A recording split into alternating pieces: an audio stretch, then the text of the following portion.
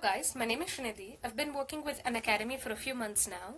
I teach English grammar on this platform. So you guys can follow me on Unacademy by downloading the Unacademy Learning app on your phone and kindly check out the YouTube channel as well. So in today's lesson, we're going to learn the rules and how to write an email. So it's mostly formal email and I hope this video helps you guys. Thank you so much. So guys, in this lesson, we will see how to write an email, a formal one. Okay, so there is not a specific format for an informal email because that is usually written to your friends or someone. So you can write it without, the subject, or you can write it without a structure. But a formal email must contain a structure, okay, because it is not for your friends, it is mainly for business purposes. Okay, so let's see them. So an email is the most common form of business communication. Most of the times you might receive an email when you've applied for a job, or you can apply for a job via email, or if you're applying for any institutions, the higher studies, anything at all. Always inquiry, which is more formal, takes place via email. Okay, now, so when you're starting to write an email, begin with a greeting. It is always nice to be polite because your first impression tells a lot about you to the person who reads your mail. So I don't want to come off rude on the first step itself, right? So I have to be very polite, because why do you want to be rude to a person whom you don't even know?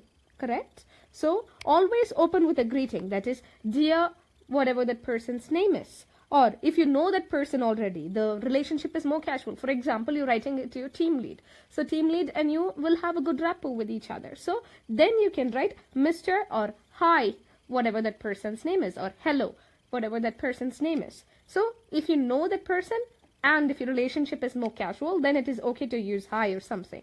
Otherwise, let's keep it with dear or respected. Respected is long gone. We don't even use it in letters anymore. So dear is replaced with respected. Okay, and if we don't know the person to whom we are writing, for example, sometimes you can write a mail to a person whom you don't even know at all.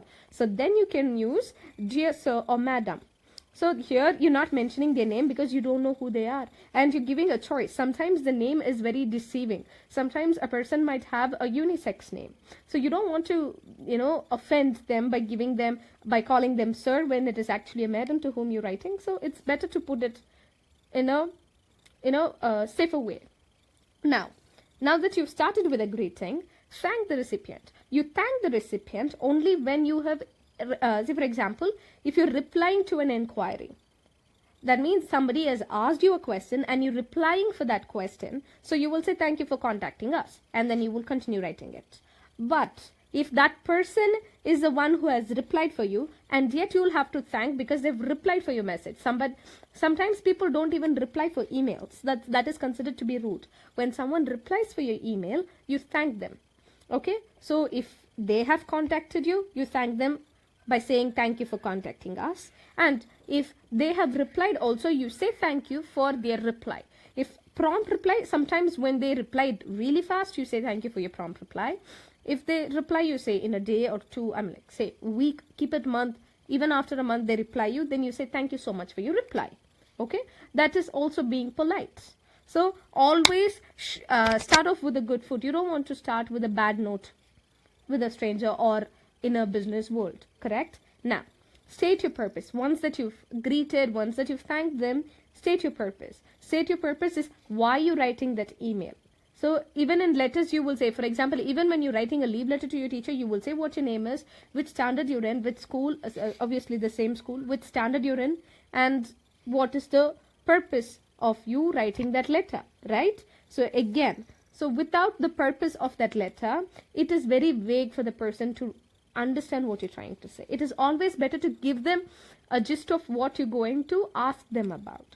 For example, I am writing in reference to, or I'm writing this email with regards to the product that we received yesterday. That means they will have a clear picture of what this mail is about. Okay, so if at all, if they're not going to take this into consideration, say for example some other person is responsible, they will give you the mail ID, or they will forward your mail to the concerned person. So it is always better for you to give them or state your purpose of writing. There is no you shouldn't be getting into the point in a in a deviated way.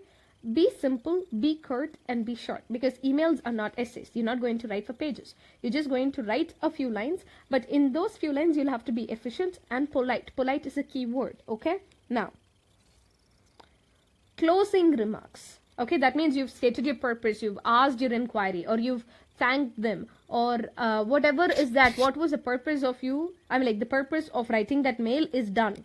And after that, you will have to thank them again. Thank you for your time. And then it is, say for example, thank you for your patience and cooperation. So that means if that person, that's a client, he's been waiting for a long time for your reply. And then say you had some issues, and then after this mail, you will really have to thank him for his cooperation, because clients are very important for you to retain. If you don't write your email in a way that is that doesn't hurt the ego, or that doesn't offend the feelings of the client, is only when you will be retained in your job. Okay, next one. If you had any questions, don't hesitate to let me know. This one also you will have to add. So it's like telling them that this is not the end of it. If you have any queries even after this email, you can come up to me. That is just giving them a say a ray of hope. That means I'm not going to drop you in the middle of the ocean with this information. You can come back to me if you have any doubts. Okay, our line is not cut. Okay, so that is more important for you to keep it sustainable. All right, now end with a closing. Now that you've given your closing remarks and all, you'll have to end the formal email. Say thank you, yours sincerely, cordial salutations, and you can also say best regards, thanks and regards, and your signature. So this is very, very important. Sometimes your signature, if you're working in a company, you will add your designation and that company's logo or something. If not, if you just a normal person who's writing it for a company, or writing it to a company or an institution inquiring for something, you will just write thanks and regards, or yours sincerely, or best wishes, and then you will write your name. You will sign it. Okay, so you'll have to be very careful to be polite, be very simple, keep it to the point. Don't beat about the bush. Okay, this is not a place to test your imaginations, or how can you pull a sentence. No, it's just being to the point efficiently and getting your work done. You'll have to thank them. You'll have to end the email with proper note. And if you're attaching some file, let them know that you have attached something and ask them to kindly look into it. Okay, and just don't attach the file even without letting them know in the mail. Sometimes people might not open it. Okay, so pay attention to these points if you're writing an email, and if you have any doubts at all, please ask me in the comment section and I shall help you guys out. Thank you so much for your time. With this lesson, we're going to close this course. My next course is about Pride and Prejudice. So this is what I told in the previous lesson also, but I had to extend that course because we had other small topics popping up. So next one is for UPSC aspirants. So this is a very, very well written book by Jane Austen, Pride and Prejudice. So most of us must know what that story is about. So I will give you a very detailed knowledge about that story and also character analysis. Okay, I'll see you guys in the next lesson under the next course. Bye bye, have a great day.